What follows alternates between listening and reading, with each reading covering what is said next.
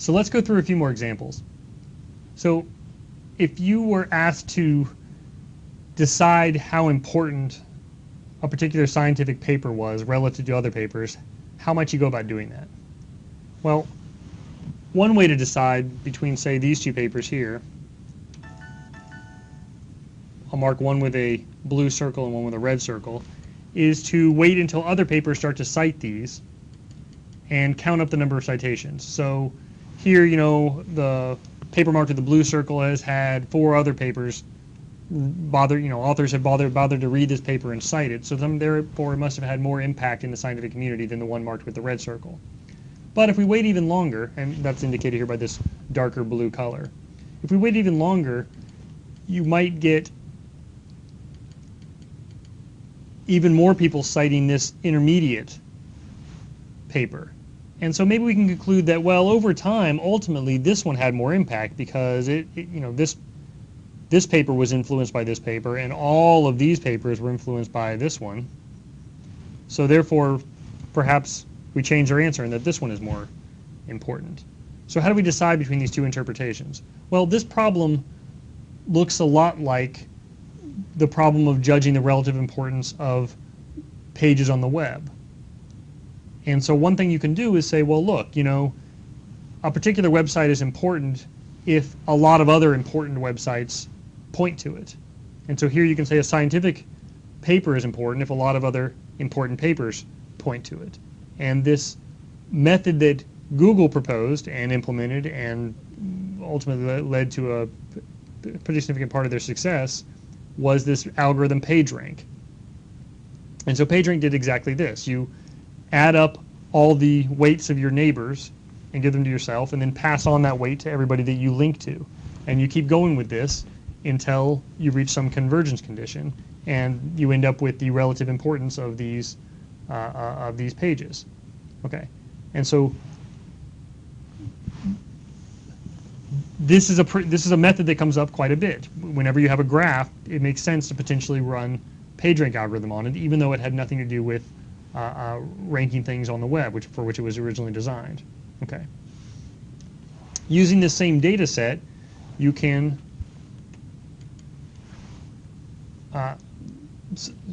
Carl Bergstrom and Martin Roswell created this visualization. So ignore the importance question. Just think about the graph of the citation network and doing analytics on it. One kind of analysis you can do is judging importance. Another kind of analysis you can do is this. And so what this is over time, run a clustering algorithm, which I haven't described what that is, but it groups clusters of similar documents and then map those clusters into these fields. And so you can determine that with some confidence that this cluster represents medicine because it has the Lancet and it has other kinds of medical journals in it. And you can conclude that this cluster represents molecular and cell biology. But what's pretty striking is that if you lay this out in this timeline like this, you can see that some fraction of the molecular and cell biology community and the neurology community started to combine to form a brand new field of science called neuroscience. And so just by doing this kind of analytics on this graph, right, to do this data science on this graph, you can uncover the emergence of new fields of science.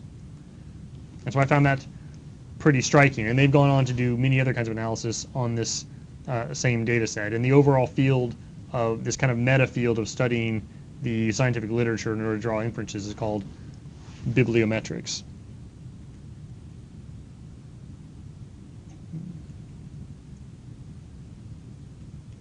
This pen is a little wonky. Bibliometrics. Sorry for the bad B there. Okay. So what is not amenable to data science? Well, you might think food, and this is a paper in a fairly respectable journal that applied some data-driven techniques to analyzing food pairing. Okay, and so what they did here is pretty interesting, right? So induce a graph on the ingredients by saying that if two ingredients appear together in a recipe, you draw an edge between them. A graph meaning vertices and edges. And if you're not familiar with graphs, You will be by the end of the course, but bear with me right now. So connect two ingredients if they appear together in some recipe.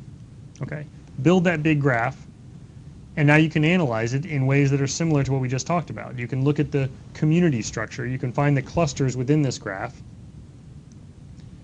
and see if these clusters correspond to some of the well-known methods of food pairings. Okay, and in some cases they do, and in some cases they don't. And the authors sort of show that they've uncovered things that were not necessarily known but appear to be there in the data, right? And so this data-driven approach, the fact that there's websites full of recipes online has allowed us to put things on a more quantitative basis that were previously simply, old wives' tales, essentially. Okay, so I thought that was kind of a fun example of an unusual use of data science, again, in a respectable journal. All right.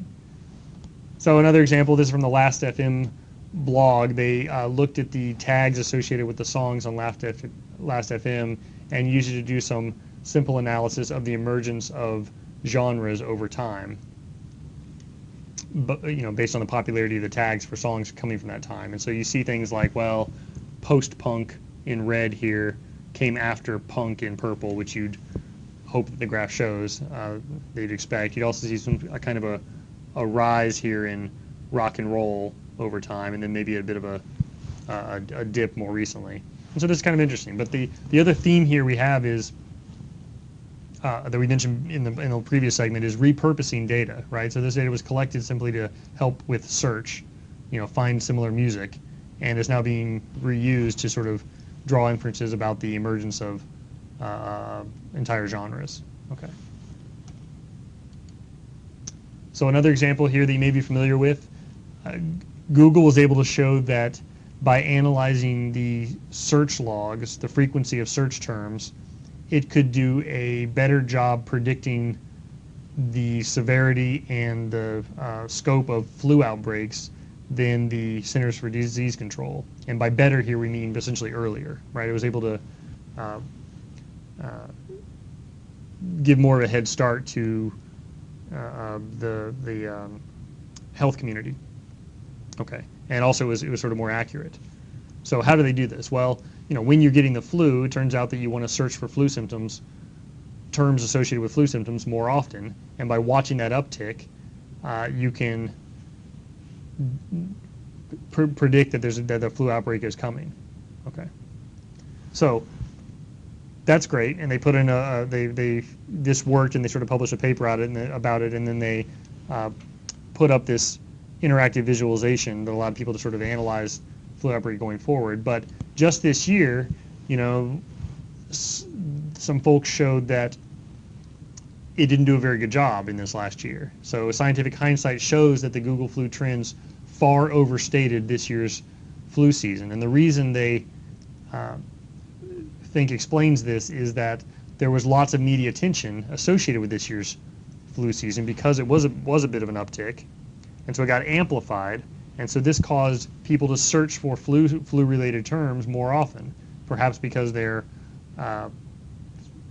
worried about experiencing the symptoms, perhaps because they are trying to understand more about the flu outbreak, perhaps because they're searching for articles, perhaps because they're worried about their kids more. But it all was a second-order effect based on the media attention on the problem, which led to skewed results and ultimately a wrong answer. And so the point here is this is great that they're repurposing data from the search engine to try to make predictions about something else, but it is biased data, and so you have to be careful with what you conclude from it. Okay, so there are limits here. All right. So another example, also analyzing web search traffic that was done with perhaps a little bit more of a scientific rigor, was done by some folks at Microsoft Research. And so here what you're looking for is side effects associated with particular drugs. And so these results are pretty striking. So what this graph is showing that is over time, a set of users, it was around about 1 million, that had permission to sort of monitor their web search traffic, that when you searched for this drug in green, what percentage of the time did you also search for terms associated with hyperglycemia symptoms? And the answer is somewhere around 5%. For this other drug, it was somewhere around 4%. In the background, for the average case, it was pretty close to 0%. If you searched for both of these drugs, the odds that you also searched for hyperglycemia symptoms went up to 10%. Okay, so what's striking about this is that hyperglycemia is not a known side effect of these drugs, but it seems impossible to ignore from the web search data, right? There's just no reason to believe that this could be explained by coincidence, and they developed this argument more in the paper than I just have there. But so fine. So repurposing data. This is another example of a large data set, and they had to use a web search. And those are probably the 2 points I want to make about that, but a pretty fun one. Okay, so the last example I'll give is a different take. This more about prediction than data, but this from last October, if you recall, there were 6 Italian seismologists who were convicted of manslaughter for failing to predict a magnitude 6.3 earthquake in April 2009. And so while the locals were concerned about the seismic activity, the researchers were deemed to be just too reassuring about the verdict. And so the point I want to make here is that, there's liability. I mean, so this scientific community was completely aghast that this happened, and I'm completely aghast that this happened, and pretty much everybody is, that you can imagine to hold researchers responsible for failing to predict something that is demonstrably and known to be impossible to predict, right? So there's no seismologist on the planet that would argue that earthquakes are even remotely predictable, and yet the courts sort of decided that somehow they, because they got the wrong answer, it's bad. But it does sort of bring up the issue that when you make a prediction, there's a certain amount of weight you're going to put behind it, whether intentionally or not. And so understanding how confident you are about that prediction is sort of an important part of the game here. Okay. So that was the last example. The themes that we saw come out here, we gave a couple examples of graph analytics. We showed that databases are sort of useful in the Obama ground game case. We saw a lot of examples of visualization and communicating the results, interpreting these results. We saw some examples of using very large data sets, other examples that use very small data sets, and not everything's about big data. A couple of bullets that aren't on here, we talked about ad hoc, interactive analysis is sort of not just faster but different, and so supporting that is important.